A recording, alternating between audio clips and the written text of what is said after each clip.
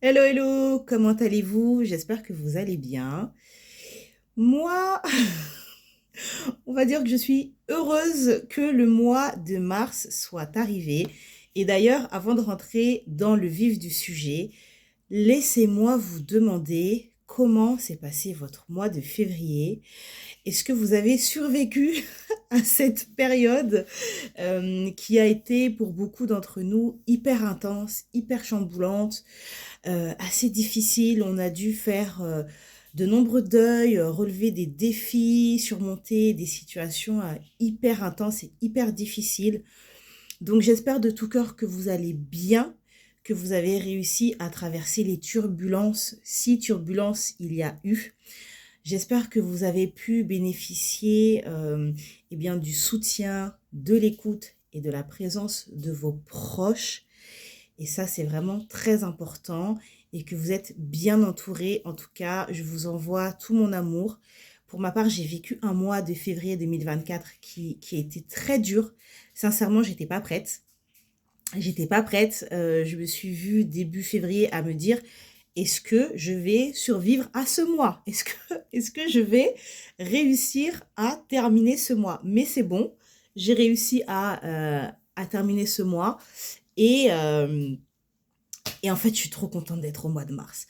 Donc, qu'est-ce qui s'est passé un petit peu pour vous donner un peu les backstage bah voilà, les backstage. Que se passe-t-il en backstage quand je vous fais pas des petites vidéos là, que je vous transmets pas des messages et que je partage pas avec vous?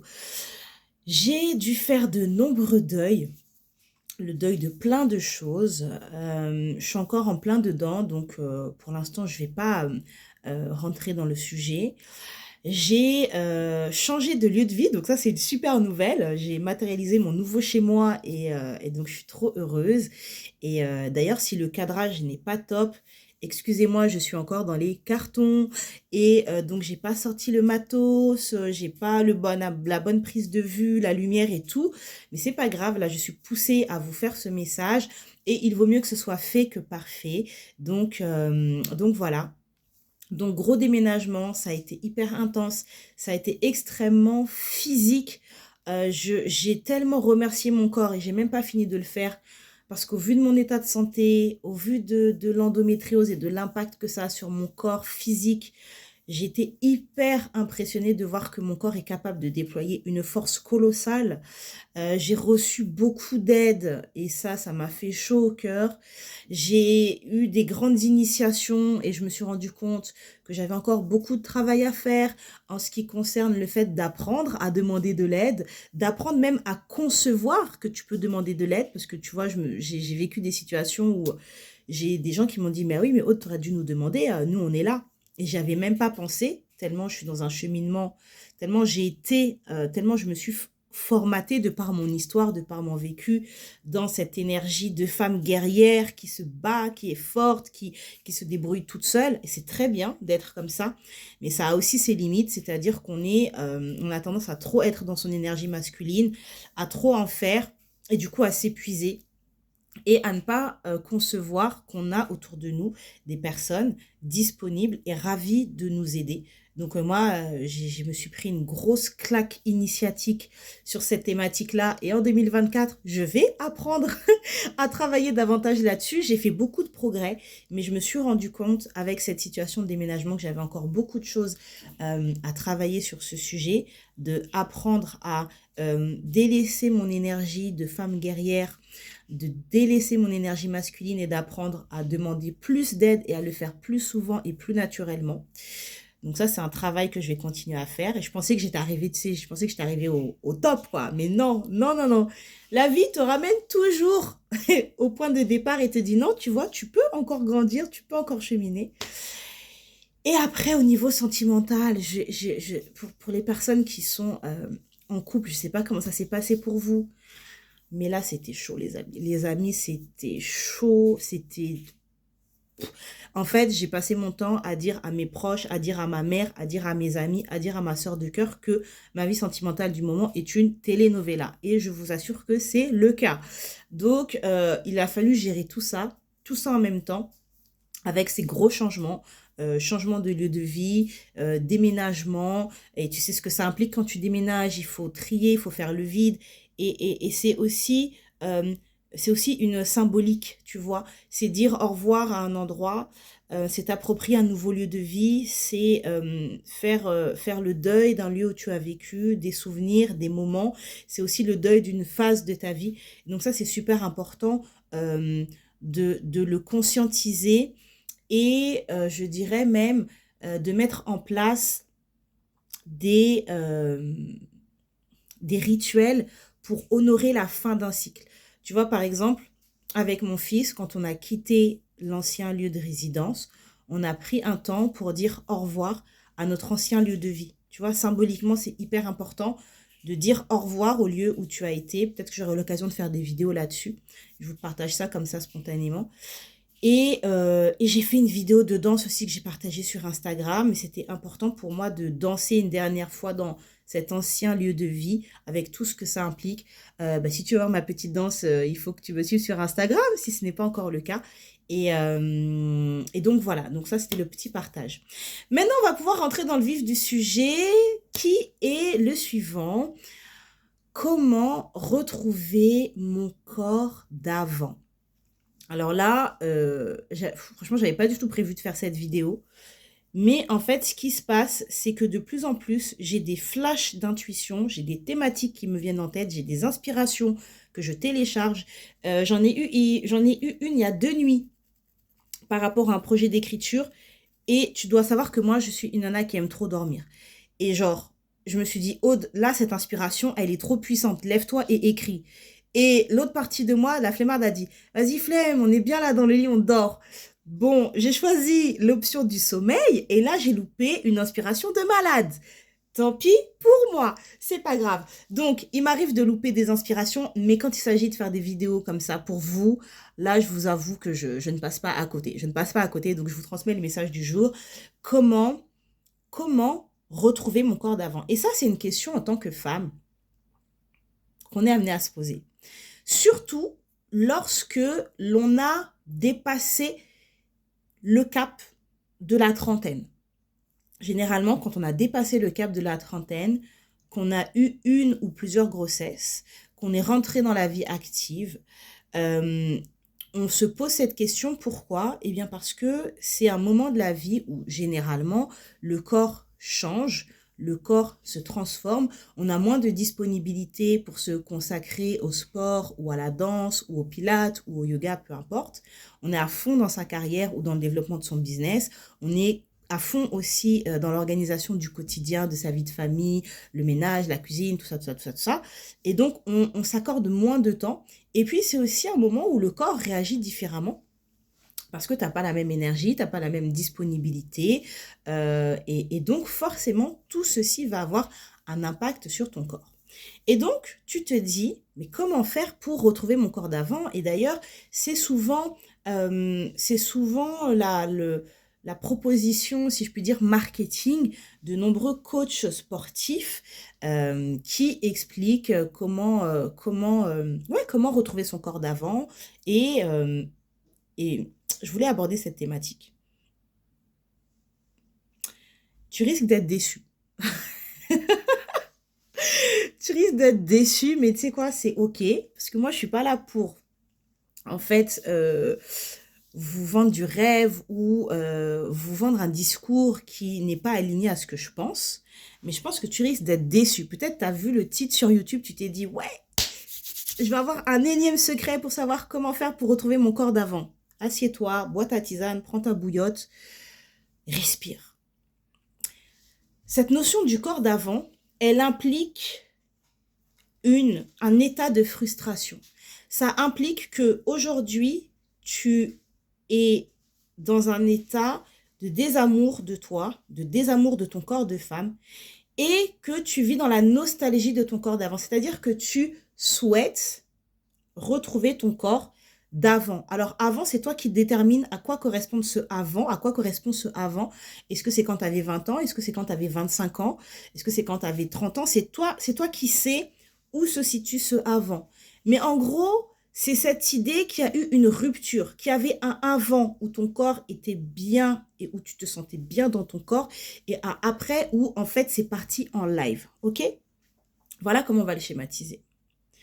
Sauf que quand tu aspires à retrouver ton corps d'avant, d'une certaine manière, c'est comme si tu aspirais à retourner dans ton passé. C'est comme si tu me disais, Aude, en fait, j'aspire à retrouver la joie que j'ai vécue quand j'avais 10 ans ou quand j'étais enfant ou durant mon adolescence parce que c'était une période de ma vie qui était géniale, que j'ai adorée. Et aujourd'hui, dans ma vie, c'est un peu compliqué. Donc, mon souhait, c'est de revivre la joie que j'ai vécue avant par le passé. Sauf que le passé est derrière toi. Le passé n'existe plus. Et donc, quand tu aspires, merci mon cœur, merci, c'est gentil. Quand tu aspires à vouloir retrouver ton corps d'avant, c'est comme si tu aspirais à faire euh, une régression. Tu régresses en fait. Sauf que le processus même de la vie, c'est une évolution. Tu vois ce que je veux te dire? C'est une évolution et c'est une évolution qui est cyclique. Et en fait, on ne fait que aller vers l'avant. On peut pas retourner en arrière. Donc quand tu te dis, oui, moi je veux retrouver mon corps d'avant, ce que tu es en train d'envoyer comme information à ton cerveau, à ton être, à ton corps et à ton âme, c'est vas-y, viens, en fait, on régresse. Et c'est une très mauvaise information que tu donnes à ton corps. Parce que quand bien même tu opères une évolution physique, et moi j'ai aucun souci avec ça, que cette évolution soit du fait d'une amélioration de ton alimentation, du fait de la reprise du sport, du fait de la chirurgie esthétique, c'est ton corps. Tu en fais ce que tu veux et il n'y a pas de jugement à avoir là-dessus, d'accord? Donc vraiment, sens-toi à l'aise avec moi. Ici, on est totalement décomplexé. On déconstruit toutes les fausses croyances, toutes les limites à propos du corps des femmes, de la beauté et de ce que devraient être les femmes et de ce que devraient faire les femmes ou non, en fait. Ça, c'est ton choix. Donc, si tu aspires à faire évoluer ton corps pour les raisons qui sont les tiennes, c'est totalement OK. Ça ne me pose pas de soucis. Mais conditionne-toi. Attendez, parce que là, j'ai pris froid là. Attendez, il faut que... Attendez. Je cherche des mouchoirs. Oh, la vidéo... Ah, vous avez vu sur mes super cartons, ouais, je vous ai dit, hein. Je viens de m'installer, voilà. Donc, je reviens au vif du sujet. Quand tu décides d'opérer une transformation physique, tu as pris le temps de savoir pourquoi tu veux opérer cette transformation physique. Ne te dis pas, je veux retrouver mon corps d'avant, en fait, parce que c'est un non-sens, parce que avant n'existe plus. Consacre-toi plutôt à visualiser ce à quoi tu aspires concernant cette évolution corporelle, concernant cette... Je préfère le terme d'évolution que transformation. Transformation, tu sais, c'est plus la linguistique du sport. Tu sais, des transformations, genre, on les connaît toutes, hein, ces vidéos de avant-après, de weight loss, les trucs qui sont, waouh, transformation de dingue. Les gens, ils ont perdu des 30, des 40, des 50 kilos. Voilà, donc moi, je n'ai pas envie d'utiliser ce terme parce que je suis pas dans l'énergie, dans la dynamique de la transformation physique et sportive, même si je suis certaines chaînes YouTube ou sur des comptes sur Instagram, parce que ça m'intéresse par rapport au sport, par rapport à certains exercices. Mais en ce qui me concerne par rapport à mon travail, à ma vision, je préfère le terme d'évolution physique. Donc, l'idée, c'est de te dire, plutôt que de te dire, oui, je veux retrouver mon corps d'avant, dis-toi plutôt, maintenant, je veux visualiser mon nouveau corps dans l'instant. Je veux créer cette nouvelle image de moi pour les raisons qui sont les miennes. Ça peut être pour améliorer ta longévité, pour améliorer ton état de santé, pour trouver plus de dynamisme, plus d'énergie, parce que tu vas te marier prochainement, parce que tu veux être plus active avec tes enfants, parce que tu as le projet de faire un voyage de tour du monde et que ça va impliquer d'être beaucoup plus physique, donc d'avoir plus de capacité à marcher, à courir, à sauter, à grimper, peu importe tes motivations. Elles sont toutes OK, elles sont toutes légitimes, elles sont toutes bonnes du moment que ça te correspond, tu vois. Mais dis-toi plutôt, je veux visualiser mon nouveau corps. Comment je veux comment je veux concevoir cette nouvelle image de moi. Et plutôt que de te retourner et d'être dans de la nostalgie, d'être dans de la frustration, d'être dans ah avant mon corps il était bien en fait et je me rendais pas compte et maintenant je suis mal dans ma peau pour telle et telle raison, dis-toi plutôt bah ok, je fais le constat que effectivement actuellement je me sens pas forcément à l'aise dans mon corps, je me sens pas forcément bien dans mon corps, j'ai pas envie d'être dans du déni, j'ai envie de faire évoluer toutes ces choses-là et donc je prends la décision de faire évoluer mon corps, de mettre en place des choses concrètes pour aller dans ce sens et pour créer cette nouvelle image de moi. Donc, comment faire pour retrouver son corps d'avant? J'ai envie de te dire qu'il s'agit plutôt de transformer ton mindset, de transformer ton discours et de transformer même ta manière de voir les choses, de transformer ton discours interne. Tu n'as pas à vouloir chercher, tu n'as pas à rechercher. Excusez-moi, je suis fatiguée. Franchement, mon déménagement de février m'a tuée. Donc, si cette vidéo, elle est un peu fouillis-fouilla, je vous présente mes excuses d'avance. Tu n'as pas à chercher à ressembler à ton toi d'avant. Parce que ce n'est pas la même époque, tu ne vis pas la même expérience, tu n'es plus la même personne, même s'il y a des fondamentaux qui sont toujours là, mais tu n'es plus la même personne, tu n'as plus la même vie, tu n'as plus les mêmes référentiels, tu n'as plus les mêmes croyances, tu as grandi entre-temps, tu as évolué. Donc ça, c'est hyper important de le prendre en compte parce que ton corps est aussi en lien avec ta vie. Tu vois ce que je veux te dire? Tout est imbriqué, tout est lié. Ton corps raconte une histoire. Donc forcément, quand tu dis « je veux retrouver mon corps d'avant », c'est impossible parce que ton corps d'avant n'avait pas la même histoire que celle que tu as aujourd'hui. Tu n'avais pas emmagasiné toutes ces expériences de vie, tu n'avais pas vécu toutes ces blessures, toutes ces joies, toutes ces peines, toutes ces richesses. Tu vois ce que je veux te dire? Donc c'est un non-sens, de mon point de vue, de vouloir rechercher à trouver son corps d'avant. Quand bien même tu arrives à retrouver la même silhouette, la même allure, le même poids, la même morphologie, sache que ce ne sera pas le même corps.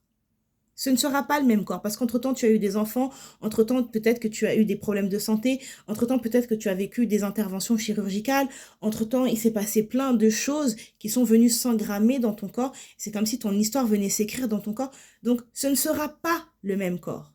Tu vois? Et ça, c'est important que tu l'aies en tête et que ce soit clair pour toi. Donc, désolé si tu es déçu.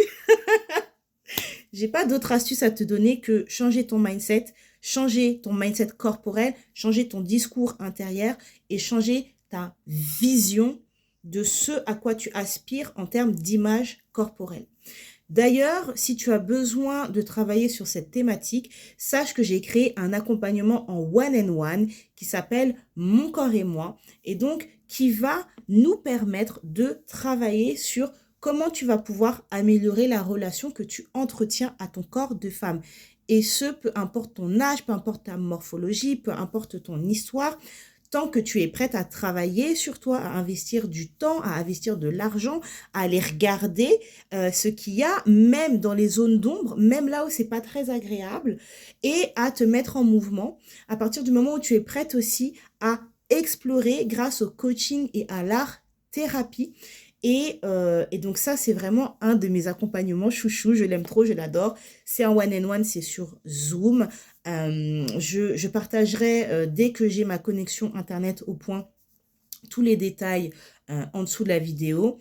Mais en tout cas, mon corps et moi, donc c'est un coaching en one-on-one où nous allons avoir une séance privée de coaching, une séance d'écriture thérapie et une séance de danse thérapie. Voilà, donc il y a 3 sessions.